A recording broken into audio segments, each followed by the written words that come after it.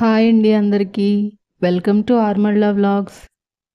ఈరోజు వీడియోలో మీకందరికీ బ్రెడ్‌తో ఒక మంచి డెజర్ట్ చూపించబోతున్నాను. ఈ డెజర్ట్ ప్రిపేర్ చేయడానికి బ్రెడ్‌తో పాటు నేను మిల్క్, కస్టర్డ్ పౌడర్, అలాగే fresh cream, condensed milk use చేశాను. ఫస్ట్ ఒక బౌల్లోకి హాఫ్ కప్ పచ్చి పాలు తీసుకోవాలి. దాంట్లోకి పావు కప్పు కస్టర్డ్ పౌడర్ యాడ్ చేసుకోవాలి.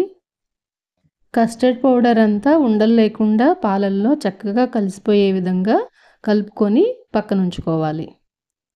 ఇప్పుడు స్టవ్ ఆన్ చేసి ఒక ప్యాన్ పెట్టుకొని 2 కప్స్ వరకు మిల్క్ యాడ్ చేసుకోవాలి. 2 కప్స్ అంటే హాఫ్ లీటర్ మిల్క్ అన్నమాట. సో ఈ మిల్క్ మొత్తం బాయిల్ అయ్యేంత వరకు వెయిట్ చేసి బాయిల్ అవుతున్నప్పుడు పావు కప్పు షుగర్ యాడ్ చేసుకొని ఒకసారి మిక్స్ చేసుకోవాలి. షుగర్ మొత్తం మిల్క్లో కరిగిపోయిన తర్వాత ముందుగా కలిపి ఉంచుకున్నాం కదా మిల్క్, కస్టర్డ్ పౌడరు, ఆ మిశ్రమం మొత్తం వేసేసి గరిటె పెట్టి కలుపుతూ అడుగు పట్టకుండా 2-3 మినిట్స్ ఉడకనివ్వాలి. ఈ కస్టర్డ్ పౌడర్ కలిపిన మిల్క్ త్వరగా థిక్‌గా అయిపోతుంది. సో ఆపకుండా 2-3 మినిట్స్ బాయిల్ చేసుకుంటే సరిపోతుంది. లో ఫ్లేమ్లో ఉంచి కలుపుకుంటూ మరీ గట్టిగా అయిపోకుండా క్రీమీగా ఇలా సాఫ్ట్గా అయ్యే వరకు కలుపుకొని స్టవ్ ఆఫ్ చేసుకొని పక్కన పెట్టి చల్లారనివ్వాలి. ఈ కస్టర్డ్ మిల్క్ చల్లారేలోపు ఇంకో బౌల్ తీసుకొని దాంట్లో హాఫ్ కప్ ఫ్రెష్ క్రీమ్ తీసుకున్నాను. అలాగే హాఫ్ కప్ కండెన్స్డ్ మిల్క్ కూడా యాడ్ చేసి స్పూన్తో ఆ రెండు బాగా కలిసిపోయే విధంగా కలుపుకొని ఇది కూడా పక్కన ఉంచుకోవాలి. ఫ్రెష్ క్రీమ్, కండెన్స్డ్ మిల్క్ రెండు కూడా చూడటానికి చాలా సాఫ్ట్గా, స్మూత్గా ఉంటాయి. ఈ రెండింటిని ఇలా మిక్స్ చేసిన తర్వాత చూస్తే ఇంకా సాఫ్ట్గా, చూస్తుంటే ఇలాగే తినేయాలనిపిస్తుంది కదా.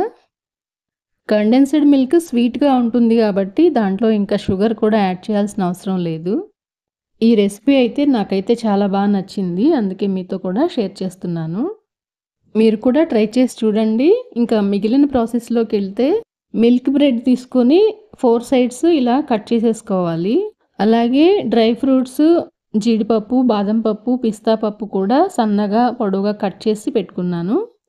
ఇప్పుడైతే ఒక బాక్స్ తీసుకొని దాంట్లోకి బ్రెడ్ పీసెస్ అడుగున పెట్టేసి దానిపైన కస్టర్డ్ మిల్క్ ఒక లేయర్ లాగా వేసేయాలి. ఆ తర్వాత దానిపైన మళ్ళీ బ్రెడ్ పీసెస్ పెట్టి కండెన్స్డ్ మిల్క్ ఒక లేయర్ లాగా వేసేయాలన్నమాట. మళ్ళీ దానిపైన బ్రెడ్ పీసెస్ పెట్టి కస్టర్డ్ మిల్క్ ఒక లేయర్ లాగా వేసుకోవాలి. అంటే మొత్తం 3 లేయర్స్ వస్తుందన్నమాట.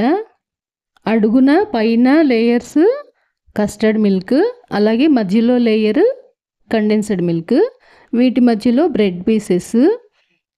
చూడటానికి చాలా బాగుంటుంది, అలాగే తినడానికి కూడా చాలా టేస్టీగా ఉంటుంది.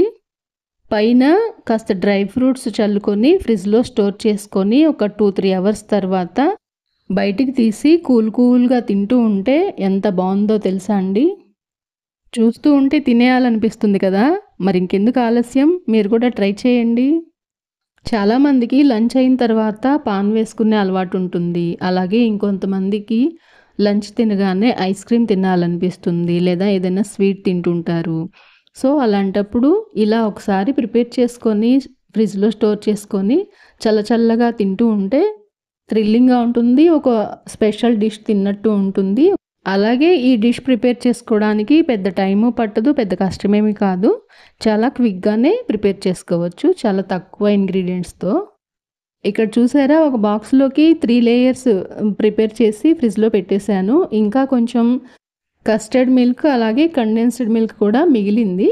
సో ఇలా ఒక బౌల్ తీసుకొని దాంట్లో బ్రెడ్ పీస్ పెట్టి ఒకవైపు కండెన్స్డ్ మిల్క్, ఒకవైపు కస్టర్డ్ మిల్క్ పెట్టి దానిపైన మరో బ్రెడ్ ముక్క పెట్టి దానిపైన కూడా ఒకవైపు కండెన్స్డ్ మిల్క్, మరోవైపు కస్టర్డ్ మిల్క్ పెట్టి దానిపైన డ్రై ఫ్రూట్స్తో ఇలా గార్నిష్ చేసి ఇది కూడా ఫ్రిడ్జ్లో పెట్టి 4 అవర్స్ తర్వాత బయటికి తీసి చల్లగా ఇలా తినేసానన్నమాట.